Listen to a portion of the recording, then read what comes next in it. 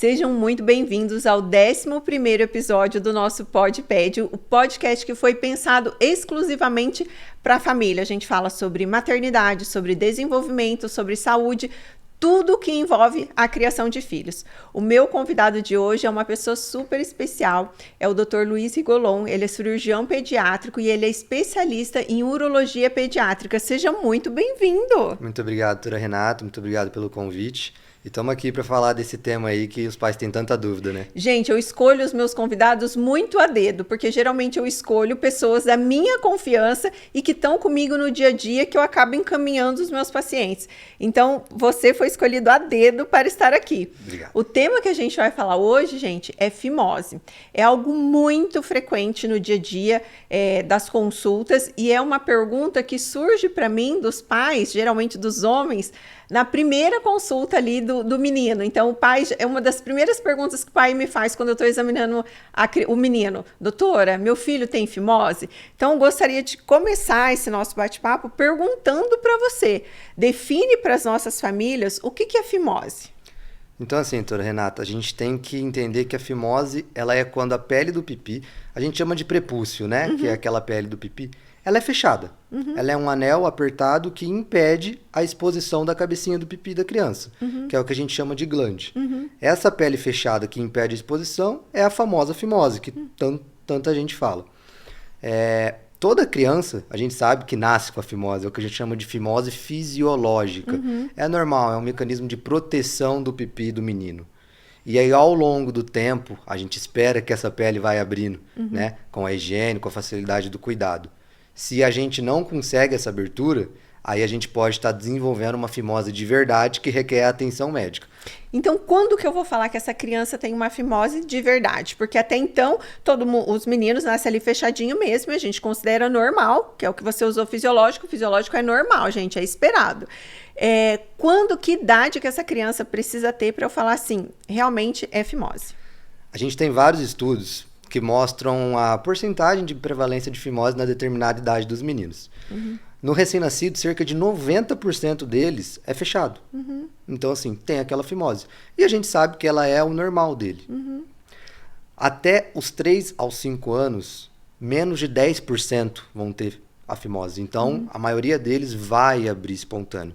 Eu, na minha prática, na minha clínica, eu gosto de começar a pensar num tratamento a partir dos 2 aos 3 anos. Óbvio que isso varia muito de criança para criança, muito dos sintomas para os sintomas que eles têm ou não decorrente disso, e principalmente pelo aspecto dessa pele. Se a gente vê que é uma pele muito machucada, muito inflamada, com um aspecto muito cicatricial, numa criança que acabou de fazer 2 anos, a gente já pensa, opa, a chance dessa pele aqui abrir é muito baixa. Então, a gente já começa a pensar que esse paciente é um paciente que realmente tem aquela fimose verdadeira, que a gente chama. Que deixou de ser uma fimose normal, acabou não abrindo e vai precisar de algum tipo de tratamento médico. Então, gente, para ficar claro, a fimose que vocês tanto perguntam na consulta médica, 90% dos meninos nasce assim mesmo e a gente considera normal. A gente só vai pensar uma intervenção depois dos 2 anos de idade dessa criança. Então, até os 2 anos, você pai, você mãe, pode ficar tranquila. Uma segunda pergunta que eu recebo muito é, doutora, e aí agora, meu filho completou 2, 3 anos, tá fechadinho. Eu vou fazer o quê? Eu vou fazer uso de uma pomada, porque meu pai, meu avô, alguém lá do passado falou para mim de uma pomada, ou opera, todo mundo precisa operar, ou pode usar pomada. Me fala a sua visão, a sua experiência, eu vou compartilhar a minha com vocês também, mas fala as opções de tratamento diante de um quadro de fimose. A criança fez ali 2, 3 anos, não abriu, ela tem indicação de intervenção, de tratamento, que opções essa criança tem? Então, essa é uma pergunta muito boa, Renata. Já que você comentou de avô, avó, né? Então, uma coisa muito importante que a gente quer até frisar aqui, ressaltar, a gente ouve muitos avós falar, tem que massagear, tem que forçar o pipi para tirar para fora. Hoje em dia a gente sabe que isso não é recomendado. Aquela famosa massagem que todo mundo falava para fazer, ficar forçando, puxando, com força mesmo, a ponto de machucar. Em alguns casos Já deve ter acontecido com você, com certeza, no consultório, o pai chegar e falar, a gente forçou, saiu um pouquinho de sangue. A gente sabe que isso hoje a gente não deve fazer. Então, antes de qualquer coisa, a higiene deve ser realizada de uma maneira tranquila, leve, sem forçar a pele. Porque isso senão vai acabar machucando essa pele e vai fechar ainda mais a fimose, vai virar um ciclo vicioso, né? E dessa forma, com 2, 3 anos, a gente começa a pensar num certo tipo de tratamento. Que nem você falou, a gente tem um tratamento tópico, que é através de pomada, uma pomada que a gente usa para passar nessa pele. Essa pomada ela tem 2 substâncias, a mais famosa delas, né? Que ajuda essa pele a perdendo esse grau de fibrose dela e ficando mais molinha, para a gente conseguir abaixar. Então, gente, para vocês entenderem, essa pomada vai fazer que a pele ali vai ficando mais fina. Então, a pele ela é um pouquinho grossa, por isso que não desce. Então, essa pomada vai deixando a pele mais fina, só que a gente precisa fazer isso de forma contínua. Então, não é só uma vez, né, Luiz? Não, é só São uma vez. várias vezes por um certo período. E aí, já adiantando aqui algo que ele falou que é extremamente importante. Eu recebo muitos pacientes com infecção ali do local, porque massageou muito, abriu muito na hora do banho. Ah, mas minha mãe falou que tinha que fazer assim. Ah, mas meu pai falou que fazia assim. Então, esse é um dos intuitos desse podcast, sempre trazer conteúdo muito novo para você. Então, eu falo para vocês muito que eu sou a 3ª geração de pediatras da minha família. Mas o que meu avô ensinava, o que meu pai ensinava, e meu pai era da pomada, não é mais não é mais atualidade. Então, isso é muito importante para vocês estarem atentos a todo momento ao que tem de melhor, porque as coisas vão evoluindo com o passar dos anos, né? Com certeza, as recomendações vão mudando, as orientações vão mudando. É muito comum a gente receber, inclusive, e a própria mãe falar, nossa, doutor, e olha que eu tentei, eu puxei e não abriu. E a gente fala, mãe, não precisa puxar, vai machucar, vai sangrar e vai piorar. E a criança fica traumatizada, E a criança né? fica traumatizada, ele chega naquele ponto que a criança tem medo até do exame físico, né? Então, como você falou, tem o tratamento com a pomada, tá? O tratamento com a pomada, eu particularmente gosto em determinados casos. Eu seleciono muito os meus pacientes que eu tento o tratamento tópico, né? Que é o tratamento com a pomada. Aquela fimose no grau máximo, completamente fechada, eu nem tento, tá? O tratamento com a pomada não é simples. A gente precisa da cooperação da criança e dos pais muito engajados nesse tratamento. Não é 1, 2, 3 dias de pomada que vai resolver. São no mínimo 2 meses, né? Então, todo dia, no mínimo 2 meses, passando uma pomada. Tem família que não consegue. Tem família que, infelizmente, minha criança não deixa, ele está muito traumatizado, a gente tenta passar, ele começa a ficar agitado. Então, não é uma coisa que cai bem para todas as famílias. Ele tem uma certa taxa de sucesso? Ele tem uma certa taxa de sucesso que evitaria a cirurgia. Mas muitos casos, depois que você também para de usar a pomada, volta a fechar. Isso é uma coisa recorrente que eu ouço no dia a dia na clínica. Ai, doutora, eu vim de outro colega e ele falou que era para usar, mas agora eu parei de usar e fechou de novo. O que eu faço? Essa é uma criança que o tratamento cirúrgico é um tratamento bem indicado. E como é o tratamento cirúrgico? Quais opções que eu tenho? É só uma forma cirúrgica? São mais técnicas? Quais as opções que eu tenho hoje? Hoje em dia a gente tem 2 formas de fazer a postectomia. Elas são bem similares, tá? Uma que a gente chama no ponto, que é a postectomia convencional. A gente corta essa pele que é fechada e faz uma sutura através de ponto, fio e sutura. E a gente tem um dispositivo plástico que chama Plastibel, com certeza, né, o pessoal já deve ter ouvido falar que é o popular anelzinho da fimose, né? Que a gente coloca ele no pipi e ele é um anelzinho que eu sempre gosto de explicar para as famílias que ele faz a função do ponto. Então é ele que vai promover a cicatrização e ele cai sozinho quando o pipi estiver cicatrizado. Esse tempo varia de criança para criança, de menino para menino, mas é em torno de 2 a 4 semanas. É uma decisão que eu sempre gosto de tomar em conjunto com a família. Cada família prefere um tipo de cirurgia. Muda o resultado? Tem diversos estudos falando disso. Não muda. O resultado estético, os estudos que a gente tem hoje, o resultado estético e funcional, não muda o resultado. A gente vê que o resultado é similar. Algumas complicações são mais comuns com uma técnica, outras complicações são mais comuns com a outra técnica. Eu, particularmente, como cirurgião pediátrico, eu acho pós-operatório e o que eu vejo dos meus pacientes é mais tranquilo usando o anel. Porque você manipula menos o pipi na cirurgia e você manipula menos depois no pós-operatório. Tem suas vantagens e desvantagens. Eu gosto sempre de explicar para os familiares, para o pai, para a mãe, quais são as vantagens de uma técnica, quais são as vantagens da outra, e a gente toma uma decisão em conjunto. Né? O que se adapta melhor à realidade daquela família. Mas, inicialmente, se eu não vejo nenhuma indicação absoluta para escolher uma determinada técnica, eu prefiro a técnica do anel.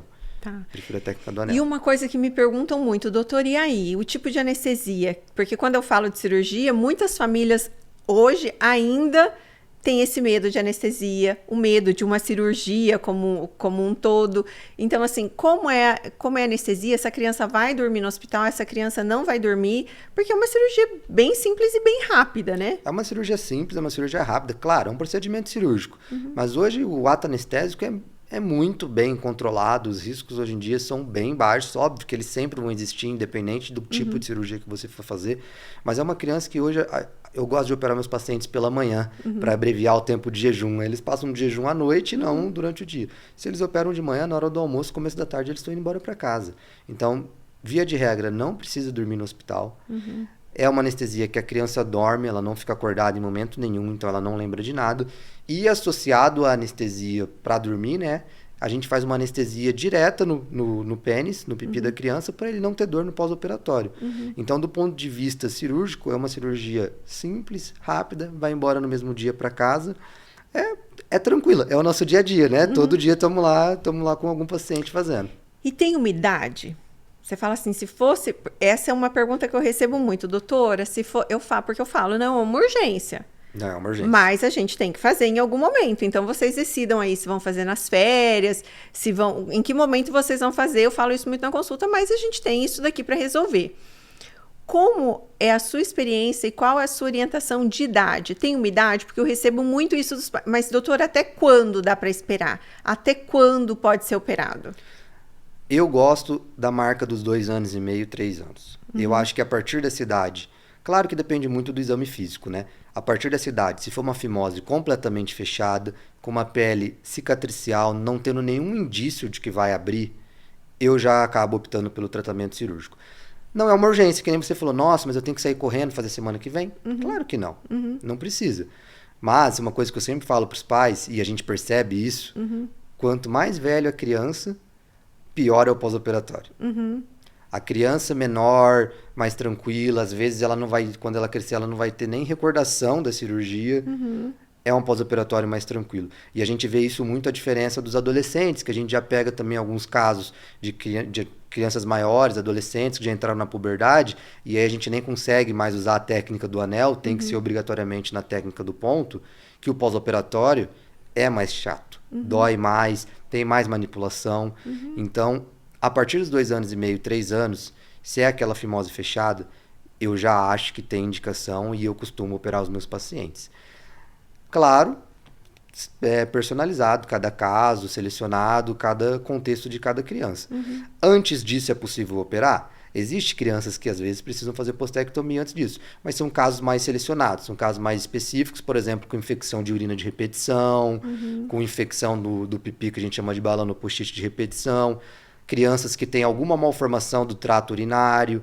Então, antes dos 2 anos, eu faço somente nesses casos. Em casos selecionados. Em casos selecionados. Tá. Inclusive até o caso religioso-cultural. Né? A gente sabe que tem determinadas religiões, determinadas culturas que praticam a circuncisão. Eu quero que você explique para o nosso público qual que é a diferença da postectomia e da circuncisão. Da circuncisão. Essa é uma diferença que às vezes o pessoal nem sabe que existe, né? A postectomia, então, é aquela que a gente tira somente a fimose. A gente sempre fala para as famílias que a gente tenta deixar o mais natural possível, como se não tivesse operado, tirando apenas a fimose. E a circuncisão é quando tira toda a pele, a glande fica para sempre exposta. A circuncisão, normalmente, é aquela cirurgia, né, aquele ato que está vinculado a alguma questão cultural religiosa. A gente vê muito comum nos muçulmanos, né, nos judaicos. Então, nessa cultura, nessas religiões, eles têm o hábito de fazer circuncisão e em determinados momentos da vida. Então, eu já recebo e eu faço sem nenhum problema. Tem médicos que acabam não concordando muito. Se for circuncisão, se for questão cultural religiosa, na idade que for a questão cultural religiosa daquela família. Se a família chegar para mim, doutor, na nossa cultura, na nossa religião, a gente faz a circuncisão com 1 ano. Então vamos fazer a circuncisão com 1 ano. Num ambiente hospitalar, seguro, centro cirúrgico, completamente estéril, controlado. Que a gente sabe que em alguns locais é feito até próprio pelos próprios... Antigamente era feito em casa, né? Nas culturas. Sobre até o pessoal mesmo da religião em alguns locais, né? Então, mesmo assim, se for cultural religioso, eu faço sem problema nenhum, conforme for a pedido da família. A pedido da família. Tá. Porque, para mim, isso também é uma indicação que a gente deve levar em conta. A gente tem indicação médica, mas a gente tem aquela indicação cultural religiosa. Que deve ser respeitada. Que deve ser respeitada, com certeza. E é uma variação muito grande da taxa de postectomia e circuncisão ao longo do mundo por conta disso, né? A gente vê que nos Estados Unidos é muito comum a circuncisão, no Oriente Médio é muito comum a circuncisão, justamente pela questão religiosa e cultural. Eu sempre explico para a família que, do ponto de vista médico, na literatura, não tem aquela indicação. Mas a questão religiosa e cultural é uma indicação e que, na minha opinião, deve ser respeitada. Tá. E hoje, quais são os seus números quando você compara? Os seus reais números de fimose e circuncisão? A maioria dos pacientes é postectomia. São poucos... 80, 20? Acho que até 90 é postectomia. São poucos que optam por retirar toda a pele, circuncisão mesmo. Né? E é uma coisa que eu também sempre discuto com a família. Eu explico. Vocês preferem... Além da questão religiosa e cultural, é muito comum a mãe chegar e falar: o meu filho mais velho já fez e eu queria que o meu filho mais novo fizesse. O meu filho mais velho já fez e ficou sem pelinha nenhuma. O pai... o doutor, o pai não tem pelinha nenhuma, ele quer que fique igual. Mas o contrário também é verdadeiro, porque já aconteceu com crianças minhas de eu indicar a cirurgia e o pai chegar para mim e falar: doutora, mas esse negócio ficou horrível. Também. A glande ficou o tempo inteiro exposta, eu odiei, não é assim. Também, então é uma coisa que a gente tem que conversar com eles e decidir Eu gosto muito de mostrar as imagens, como vai ficar, né? E decidir em conjunto. A gente fala: o que faz mais sentido para vocês? Óbvio que se for uma fimose muito fechada numa criança com pouca pele, às vezes não sobra pele para cobrir a cabecinha do pipi. Mas eu sempre explico para eles o que vocês preferem e o que cabe dentro do ponto de vista médico. Então, dentro do ponto de vista médico, a gente vai tentar fazer dessa forma. Tá. Mas a maioria ainda é postectomia, né? A maioria prefere manter um certo grau de pele cobrindo a cabeça do pipi. Isso muito pela cultura do país que a gente vive, né? No Brasil, a gente tem uma miscigenação muito grande, mas a gente sabe que na América do Sul o índice de postectomia é muito menor do que nos Estados Unidos, do que no Oriente Médio. A gente está numa região que o índice de postectomia é baixo comparado a outros locais do mundo. Tá. E aí, vamos colocar que eu tenho um menino e ele tinha indicação de realizar a cirurgia, a postectomia, ele tem fimose e eu não operei. E aí? O que vai acontecer com esse menino na vida adulta? Olha, muitas coisas.